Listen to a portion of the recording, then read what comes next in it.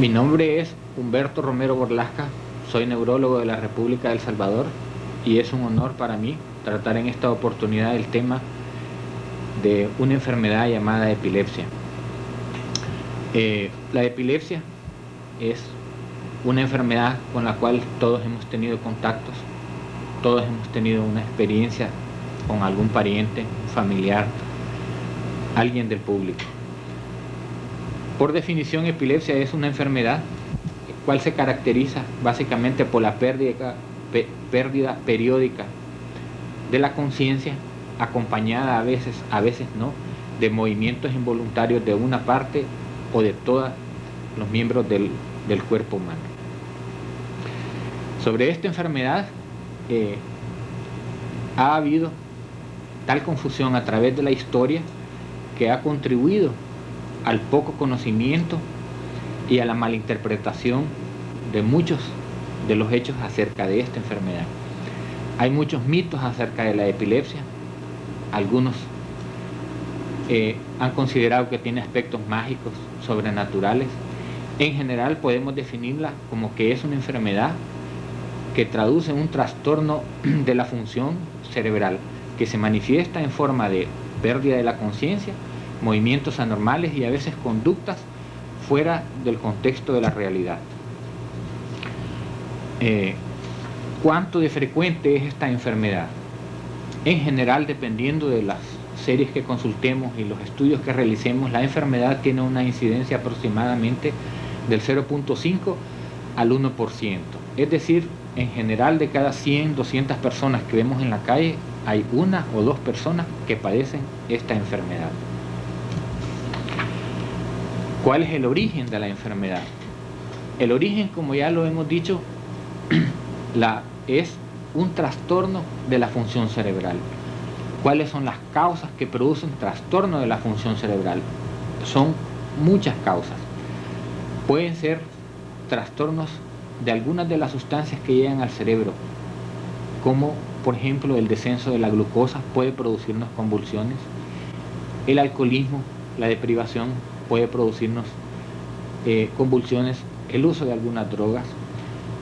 Otro grupo de enfermos van a tener sus convulsiones producidas por lesiones cerebrales de cualquier clase en general, infecciones, puede haber tumores, alteraciones de los vasos, alteraciones de las arterias del cerebro y hay otro grupo de pacientes que pueden tener parásitos dentro del cerebro, pueden tener cicatrices cerebrales de traumas de cráneo y frecuentemente de sufrimiento fetal asociado al momento perinatal.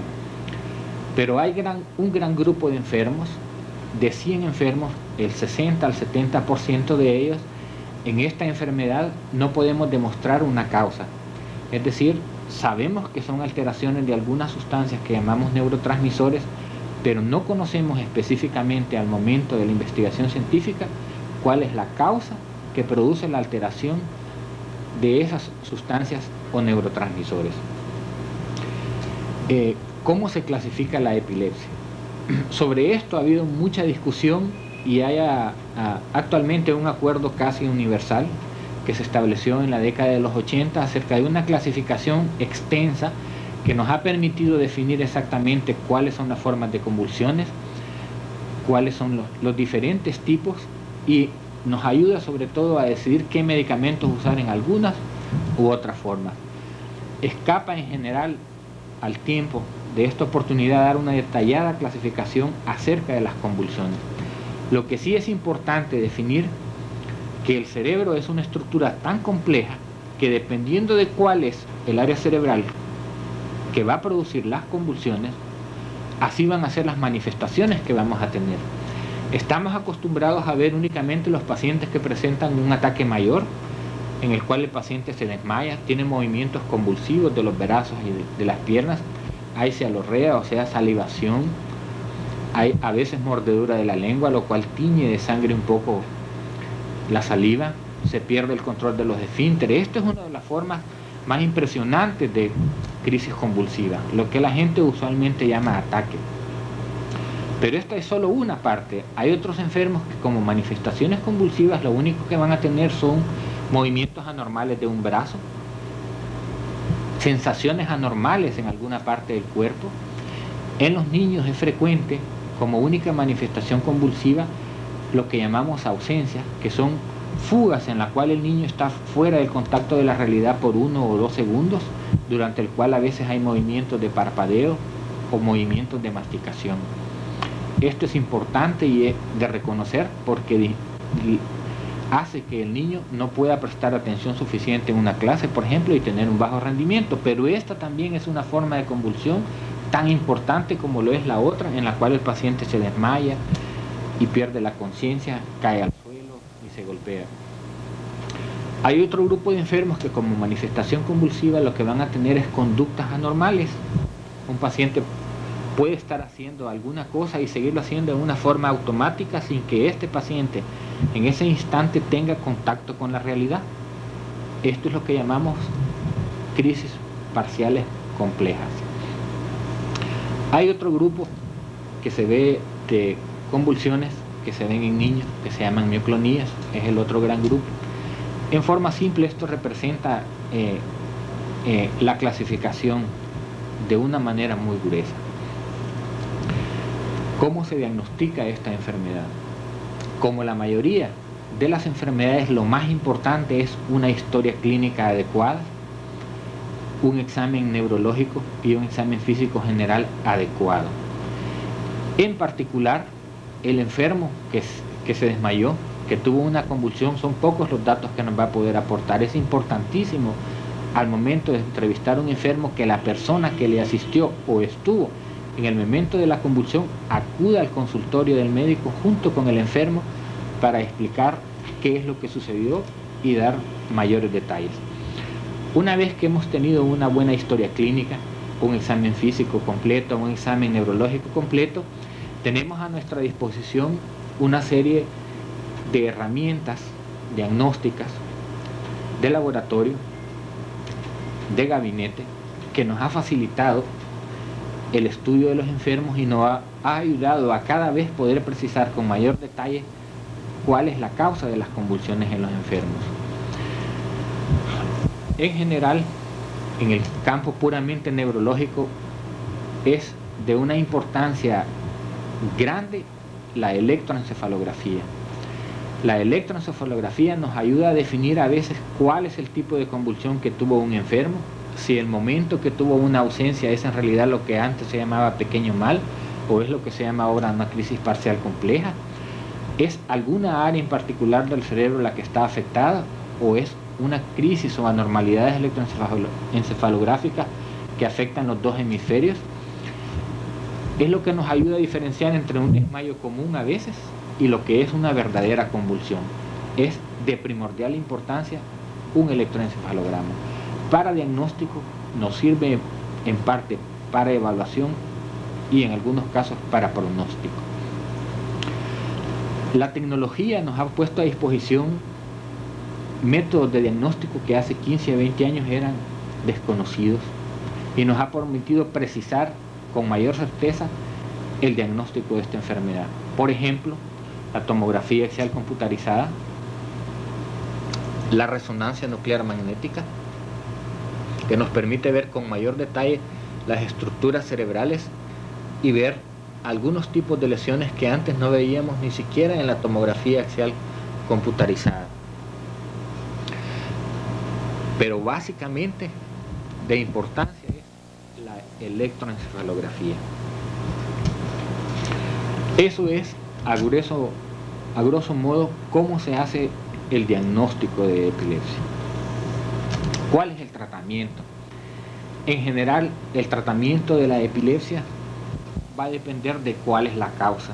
Si es un paciente que lo que tiene es un alcoholismo ya convulsionado por su problema alcohólico, el tratamiento de esas convulsiones en ese paciente es la supresión del alcohol.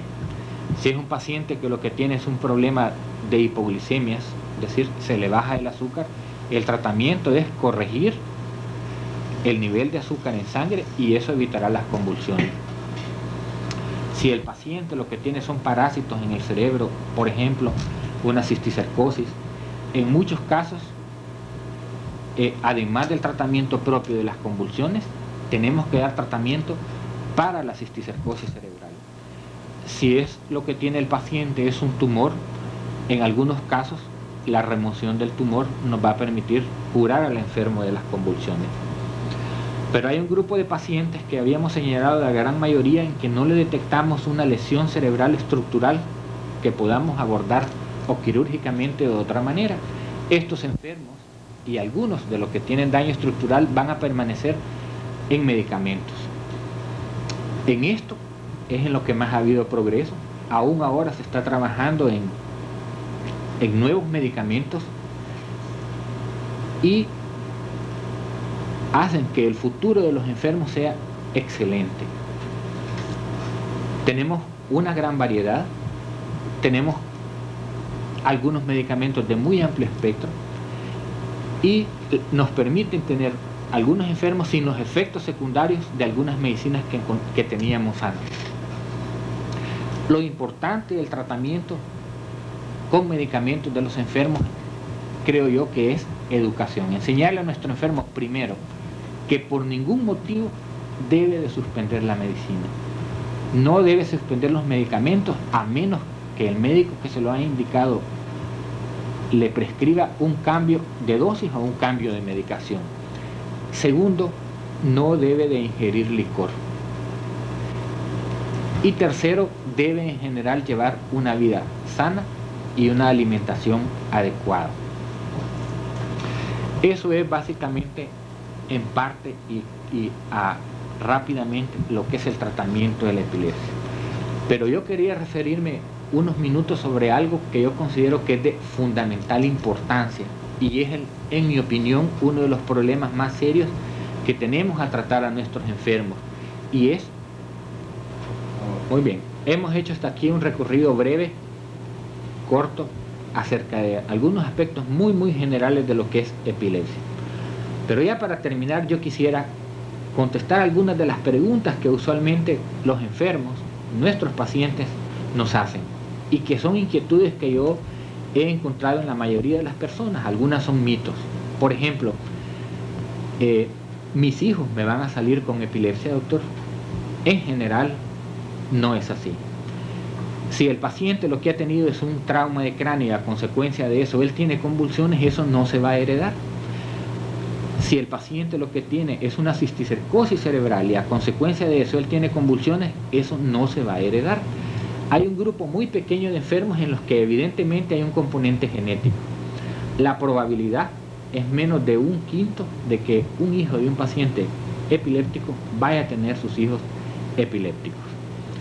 Otra pregunta frecuente: ¿puede seguir estudiando? ¿Puedo hacer deporte? En general, la vida de los enfermos, el 80% de los pacientes que tienen crisis convulsivas llevan una vida totalmente normal. Pueden dedicarse prácticamente a lo que quieren, pueden conducir un vehículo, es otra de las preguntas que hacen: ¿puedo manejar un carro, doctor? Pueden desempeñar prácticamente cualquier tipo de trabajo. Hay un 20% de ellos en los cuales va a haber algún tipo de limitación. Hay otras preguntas. ¿Qué debe hacer en caso de que alguien esté convulsionando? Es poco lo que usted va a poder hacer en ese momento.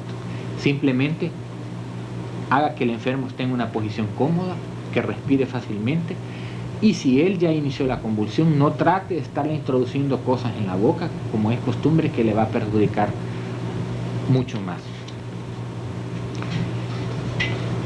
Quizás lo más importante de todo esto y lo que yo he percibido a través de mi ejercicio es la falta de comprensión del público en general hacia lo que es esta enfermedad.